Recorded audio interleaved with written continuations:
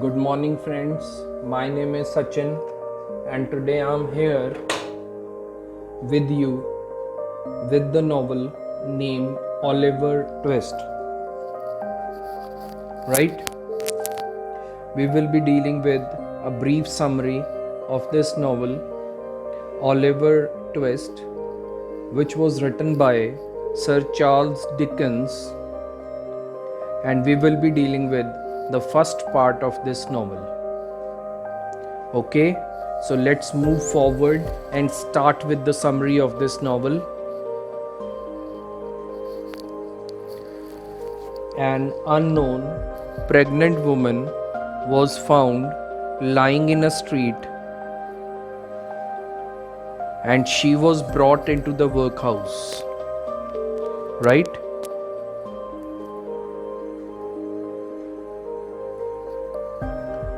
She was attended by a surgeon and a nurse at the workhouse, and she gave birth to a sickly infant named Oliver.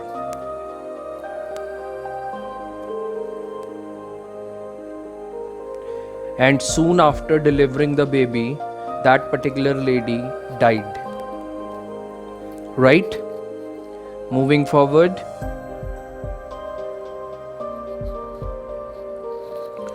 The authorities at the workhouse sent the baby to Mrs. Mann. Now, who is this Mrs. Mann? Mrs. Mann was an overseer at the branch workhouse. Right? She received adequate sum of money for each child's upkeep, but in reality, she kept most of the money with herself and let the children of the workhouse go hungry, sometimes even letting the children die. So, under such situations, we can say that Oliver grew up small and malnutritioned. Okay, so that is Oliver grew up small and malnourished.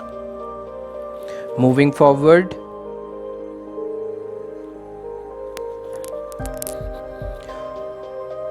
Now one day, on Oliver's 9th birthday, the town beadle, Mr. Bumble, came to the workhouse and informed her that Oliver was too old to stay there in the workhouse, since no one had been able to discover his parents' identity. He must return to the workhouse. So he was there to take him to the board for an interview.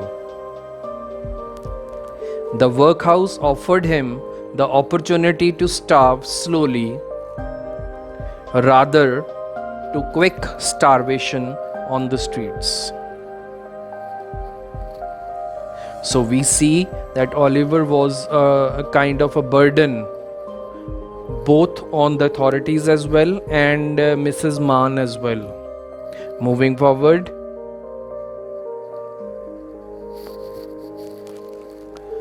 They told him that he was to live with the other wards of the state to become educated and also to learn a trade. Soon after he arrived, the state decided to implement a plan, and so a flyer was posted that said the state would give £5 to that person who will take this young Oliver off their hands. In the meantime, the board locked Oliver in a dark room all day till someone would take him as an apprentice. Moving forward.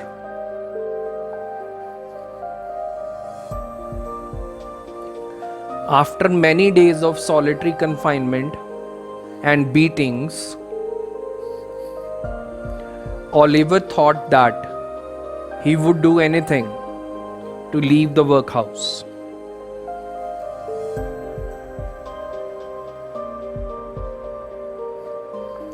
Mr. Gamfield, a chimney sweep by profession, offered them to take Oliver on as his apprentice.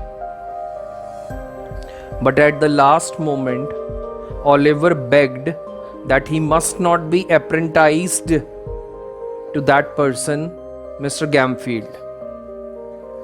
So, the magistrate refused to approve the apprenticeship, and the workhouse authorities again advertised for his availability.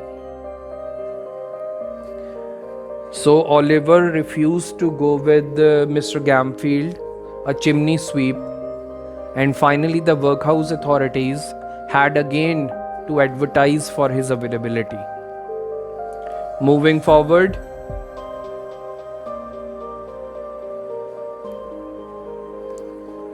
the board decided that the best thing to do with him was to send him to sea as a cabin boy. They felt that the sailors would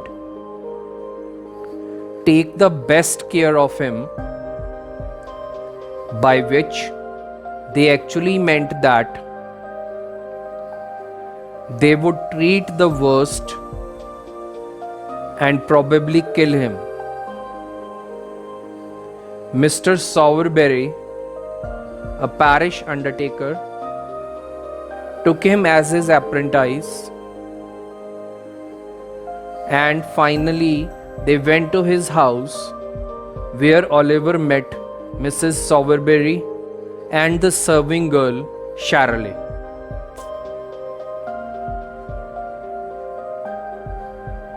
Moving forward,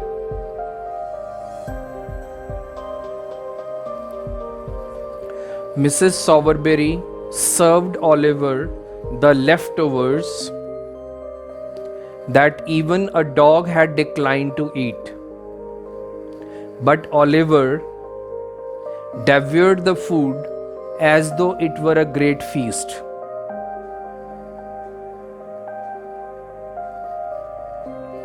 After he finished, Mrs. Sowerberry led him to his bed that was located under a coffin counter.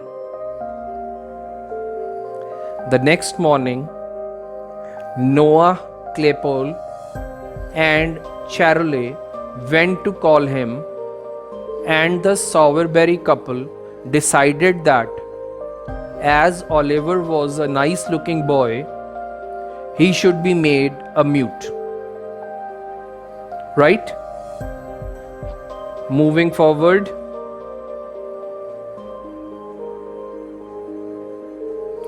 just then Mr. Bumble came in with the news of a dead woman died of starvation, and for her he needed a coffin. Mr. Sowerberry took Oliver to the house of that dead woman, and there Oliver saw the profession that the state chose for him. He attended his first funeral, and that he did not like it, and was not fond of undertaking the business. Right? Moving forward,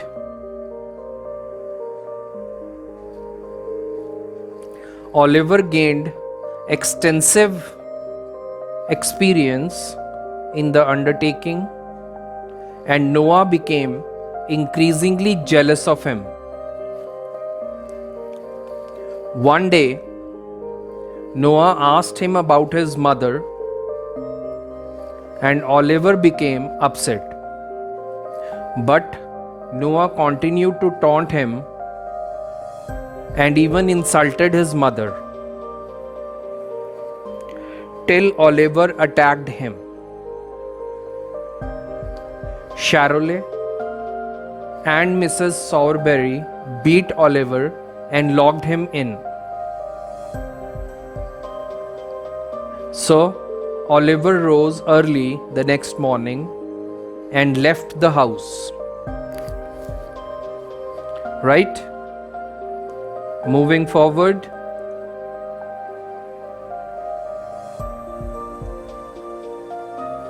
On his way to London, he saw his friend Dick in the yard of Mrs. Mann's house, who bid him a very warm farewell and vowed not to tell anyone about Oliver's flight. Finally, Oliver headed towards the city of London. Since Oliver had little food with him, so he had to beg for it on his way. He sat on a doorstep with his bleeding feet when a young man, Jack Dawkins, around of his age, came and befriended him. Okay, going ahead.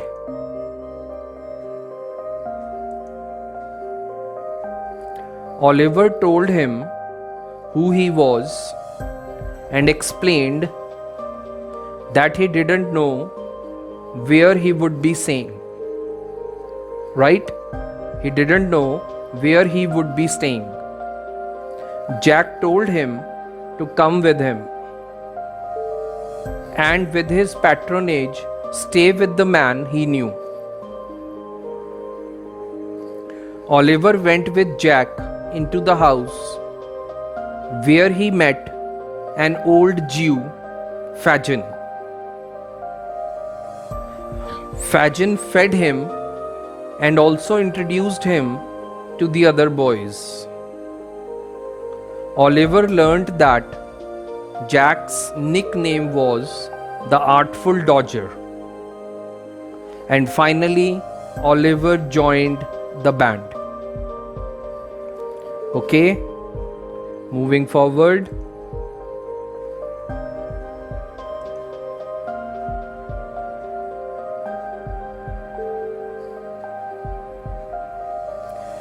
Fagin gave him a bed to sleep in, and he went to sleep. Oliver awoke the next morning to see Fagin examining some watches and rings in a wooden box. Jack returned with a new boy, Charlie Bates, and gave the things that they had collected from the execution they attended. Oliver did not realize that he had joined a band of pickpockets.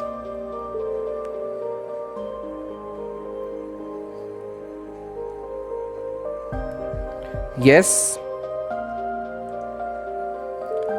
So this is part 1. I hope you understand this one.